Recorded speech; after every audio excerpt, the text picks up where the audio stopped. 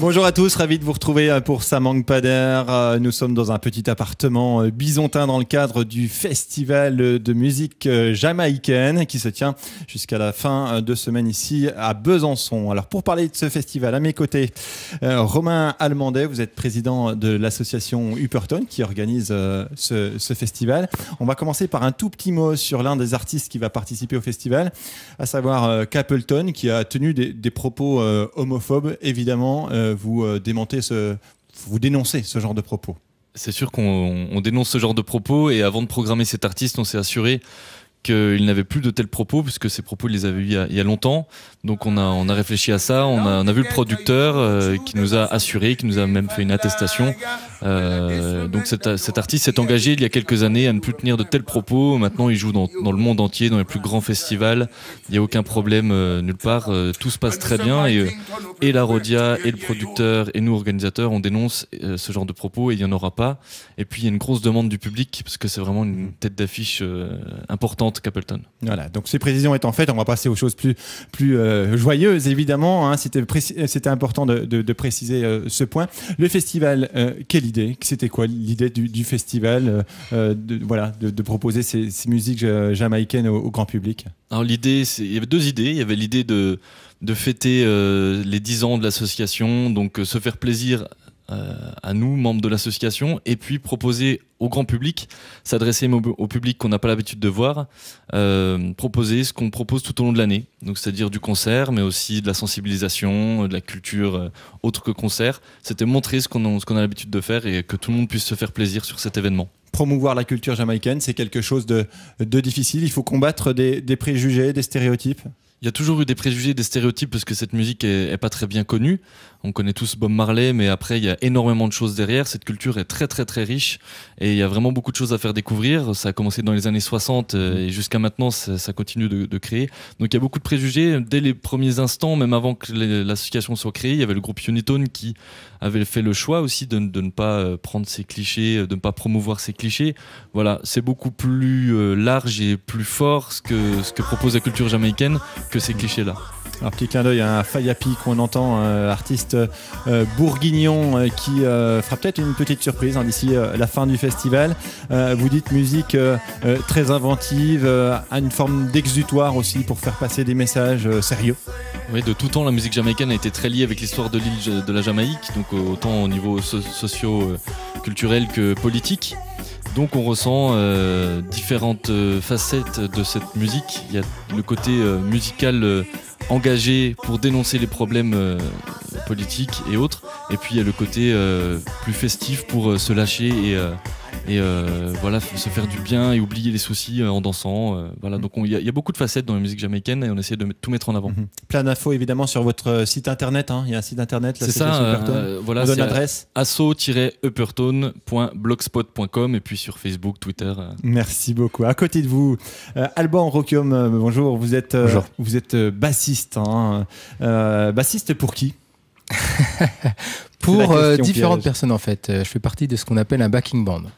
Alors le principe du backing band, voilà, c'est pour ça que moi j'avais souhaité vous inviter, parce que j'ai découvert ce qu'était qu'un backing band il n'y a pas longtemps. Expliquez-nous. Alors un backing band, c'est un groupe qui est constitué de musiciens et qui n'a pas de chanteur attitré. L'idée, c'est que des chanteurs font appel à des backing bands pour de la scène ou du studio. C'est vraiment ça, c'est de se mettre à la disposition d'artistes. Comment ça se fait? Ça veut dire que dans le monde de la musique jamaïcaine, du reggae, on a plus de chanteurs que de musiciens? En tout cas, c'était sans doute vrai, c'est sans doute vrai en Jamaïque, et c'était sans doute encore plus vrai dans les années 60-70, parce que les musiciens couraient pas les rues, je pense, parce que les instruments n'étaient pas forcément donnés, tout le monde n'avait pas accès à une formation musicale. Donc dans les années 70, je pense que c'était le cas. Et puis je pense qu'il y a eu un principe économique. Quand il a fallu faire venir des artistes en Europe, c'était beaucoup plus facile de trouver des musiciens en Europe ou aux États-Unis directement sur place que de faire venir des Jamaïcains, payer les visas, etc., etc. Ça doit être compliqué, j'imagine, parce que vous devez vous adapter à des chanteurs différents, à des exigences différentes. Comment ça se passe? C'est ça, il faut s'adapter aux envies des artistes qu'on accompagne. Donc ils ont des univers qui ne sont pas forcément les mêmes. Il y en a, ça va plus être dans le roots, donc dans la musique des années 70, d'autres qui vont avoir des trucs un peu digitaux des années 90, et l'idée c'est vraiment de s'adapter. Donc là aussi, cette faculté d'adaptation à des exigences différentes, ça va un petit peu dans la culture de ce mouvement reggae qui est ouvert, qui va vers les gens, qui aime les gens. Oui, c'est propre à toutes les musiques, je pense. C'est pas exclusif aux musiques jamaïcaines. Mais après, c'est pas une difficulté en soi, c'est plutôt grisant. Au contraire, c'est intéressant. Avec une volonté quand même de pouvoir s'adapter aussi au public qu'on rencontre. C'est difficile de promouvoir toujours ces musiques-là, quel que soit le chanteur avec lequel on travaille. C'est sûr qu'il y a des chanteurs qui ont des styles qui sont plus faciles, on va dire. Après, nous, on se pose pas cette question-là en tant que musicien. C'est soit ça se passe bien avec le chanteur, soit ça se passe pas bien. Nous, on est plutôt sur ce créneau-là. Après, on s'adapte aux chanteurs qu'on a, de toute manière. Alors, les chanteurs, justement, à côté de vous, Loïc, Mystique Loïc et son groupe Mystical Faya. Alors, concrètement, ce qu'on vient d'entendre, on vient de parler des propos de la musique jamaïcaine. Vous êtes chanteur, compositeur de vos propres mélodies. Quel message vous essayez de faire passer ? Alors avant tout, un message de paix tout simplement. Rassembler les gens et leur dire que rien n'est perdu, qu'il y a toujours de l'espoir, quoi. Et un message un peu plus rebelle de temps en temps. Les idées politiques un peu mises en avant. Et des textes de temps en temps plus simples pour faire la fête, comme disait Alban tout à l'heure, pour se détendre, pour se lâcher. Voilà. Avec des musiques douces, justement, pour éviter les soucis du quotidien, et puis des musiques peut-être plus sérieuses quand il s'agit de dénoncer des idées que vous ne partagez pas. Voilà, exactement, c'est ça. On adapte un peu la musique au texte. On fait attention à ça, à charmer les gens quand il s'agit de parler de choses sérieuses. En général, la rythmique est un peu plus soutenue. Alors, vous chantez en anglais, on en profite. Un petit clin d'œil pour présenter cet album Mystical Faya, disponible dès maintenant dans les bacs des bons distributeurs, notamment à Besançon. Vous chantez en anglais. C'est un choix délibéré ? Oui, c'est un choix délibéré. C'est autant esthétique que c'est personnel. C'est pour vraiment qu'on soit identifié à cette musique jamaïcaine, quoi, le roots des années 70, qui me plaît particulièrement, quoi. Donc voilà pourquoi ce choix de l'anglais, quoi. La philosophie, le spirituel, vous évoquiez ça à l'instant, quand on doit le traduire en anglais, il n'y a pas une barrière difficile à franchir au niveau de la langue ? Si, c'est assez compliqué, mais vu que c'est assez simple au final, que c'est des choses simples qui pour tout le monde, quoi, pour que tout le monde puisse les comprendre. Donc il n'y a pas besoin d'aller forcément en profondeur, il faut être simple, je pense. En lien avec l'actualité, le plus souvent, quand vous écrivez, quand vous composez, vous appuyez sur ce qui se passe dans la société ? Oui, des choses actuelles, mais aussi des choses intemporelles. Ça va être riche prochainement, vous allez avoir des idées. Oui, c'est sûr, là il y a de l'actualité. Ce que je vous propose, c'est que vous nous fassiez un petit morceau en live avec l'un de vos musiciens, Kevin, qui nous a fait le plaisir de se joindre à nous. On vous écoute pour quel morceau ? Mighty Music. On vous écoute. Ooh, oh, yeah, whoa, yeah. Oh, mighty music, you make me wise and strong. Oh, call the music, follow me all day long. Oh, mighty music, you make me wise and strong. Hey. Oh, come the music, follow me all day long. Like my blood flowing in my vein, you deliver my soul when I worry. Like an angel easing my pain, you are my way, my own destiny. Chanting words of will and wisdom, I give them all my joy, guided by the love light, singing songs of peace and freedom. I tell them how I'm feeling with all my mind. Alizé Futlot, vous êtes l'une des responsables de la communication pour l'association Uppertone. Nouvelle bénévole, encore que depuis 4 ans, vous avez rejoint l'association. C'était quoi l'idée ? Pourquoi vous avez souhaité vous investir dans ce domaine-là ? Eh bien, parce que pour moi, les musiques jamaïcaines, ça va au-delà de la musique. C'est tout un mouvement, c'est toute une philosophie, c'est une idéologie. Et avec mes petits bras, ma petite tête, j'ai voulu participer à ce mouvement-là. Et en arrivant à Besançon en 2009, j'ai fait la rencontre de plusieurs membres de cette association. Et j'ai voulu me joindre à eux et participer à tout ce qu'ils faisaient, puisque j'ai trouvé ça plutôt bien. Comment vous êtes tombé dans la musique jamaïcaine, dans le reggae, dans Bob Marley ? Bon, alors pour la petite anecdote, peut-être un peu cliché, mais voilà, c'est en piquant un CD à mon papa un jour, il y avait un morceau de Marley dedans et voilà, j'ai écouté, je me suis dit c'est super bien et j'ai continué mes recherches et puis j'ai diversifié mon champ d'écoute. Et puis voilà, puis au fil du temps, on en découvre tous les jours et puis on voit que c'est très riche et puis on s'ennuie jamais.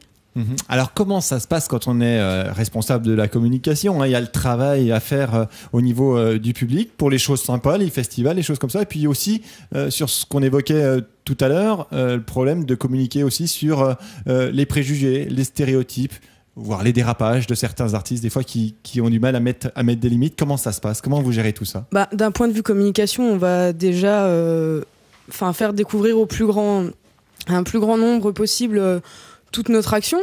Donc ça passe par une newsletter, par un blog que moi j'alimente, mais je ne suis pas la seule à faire partie de cette communication-là. Et après, ça passe aussi surtout par nos différentes actions, les concerts. Il y a aussi donc des petites choses qu'on fait. Il y a l'émission de radio de Purtone. Et puis moi, plus personnellement, avec une amie, je suis partie en Jamaïque au mois de septembre, octobre, pour aller aussi à la découverte de la vie là-bas, pour essayer de chercher un petit peu ce qu'il y avait derrière toute cette musique.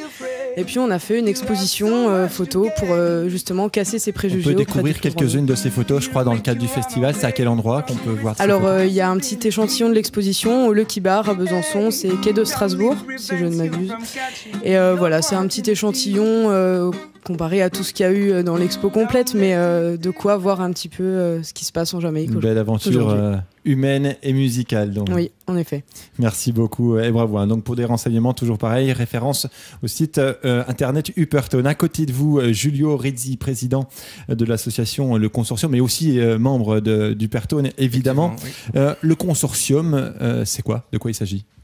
Le Consortium, c'est une association qui a été formée pour fédérer une dizaine d'associations différentes. En fait, c'est une fédération sous forme d'association loi 1901. On est 10 associations de musique actuelle, toutes esthétiques confondues. Donc rock, électro. Dans l'électro, il y a encore beaucoup de choses. Hip-hop et bien sûr musique jamaïcaine. Alors, musique actuelle, promotion des musiques actuelles, ça veut dire quoi? Ça veut dire que ça pêche pour l'instant. Jusque-là, c'est difficile de se faire reconnaître, de participer à des décisions, d'être un véritable acteur de la culture musicale locale? Oui, parce qu'on est bénévole, on est amateur et puis on n'est pas donc professionnel. Dans ce cas-là, nous, sur le terrain, on doit agir en tant que professionnel, puisque lorsque l'on monte des festivals, comme l'on a fait, ou plus simplement des concerts tout le long de l'année, ou des fêtes de la musique, on doit agir en tant que professionnel. Par contre, nous sommes bénévoles. Et donc, de ce point de vue-là, il y a encore un travail à faire au niveau de la reconnaissance, puisque ça passe par une reconnaissance financière essentiellement, parce que là aussi c'est de l'associatif, c'est du bénévolat, et organiser des festivals, on le voit avec Upperton dans le cadre de ce festival-là, ou des fêtes de la musique ou des choses comme ça coûte cher. Oui, ça coûte cher. Il y a la reconnaissance donc financière, qui même si les musiciens sont amateurs, même si les associations sont remplies de bénévoles, il faut quand même payer les techniciens pour la lumière et le son, il faut payer du matériel lorsqu'on doit équiper une scène, il faut quand même accueillir les musiciens de façon correcte en les nourrissant, en les logeant quand c'est possible. Et puis donc tout ça coûte c'est des budgets qui sont difficiles à boucler pour les associations. D'autant que le principe philosophique démocratique, j'ai failli dire, de votre mouvement et de cette culture musicale jamaïcaine, c'est de dire on s'ouvre au plus grand nombre, et a fortiori à ceux qui n'ont pas trop de moyens, en faisant des concerts gratuits ou très peu payants. C'est ça exactement, c'est l'accessibilité, la démocratie culturelle, offrir des musiques. Nous, on appelle ça c'est une alternative qu'on offre par rapport à des concerts qui coûtent 30, 35 ou 50 euros, quoi. On évoque les problèmes financiers. Vous aimeriez aussi qu'il y ait une mutualisation des moyens mis à disposition des musiciens locaux, bisontins, franc-comtois? Alors les musiciens ont déjà des très beaux locaux de répétition, donc il y a une très forte concentration de musique des musiciens à Besançon, ça c'est super. Le problème c'est l'échelon suivant, c'est que où ils s'expriment ensuite une fois sortis du local. Nous, on est vraiment dans cette optique-là d'aider les musiciens, donc qu'ils soient des groupes traditionnels ou des DJ dans l'électro ou des choses comme ça. C'est de trouver des lieux de diffusion différents, quoi. Plus accessible, puisque de toute façon, Besançon a un problème de perdition. Le constat est fait en commun avec d'ailleurs la mairie avec laquelle on travaille. C'est que l'énergie est en train de se perdre à ce niveau-là, parce qu'il y a moins de lieux de diffusion, il y a moins de cafés, concerts. Et ça se passe bien, ça évolue et ça va plutôt dans le bon sens, hein, je crois. C'est ça, on travaille. Merci beaucoup à tous pour votre intervention. Je le rappelle, festival de musique jamaïcaine à Besançon jusqu'à ce vendredi. Et ça se finit par un concert à 20h30 avec Capleton, Datune et Kanka. Merci de nous avoir suivis. À très bientôt.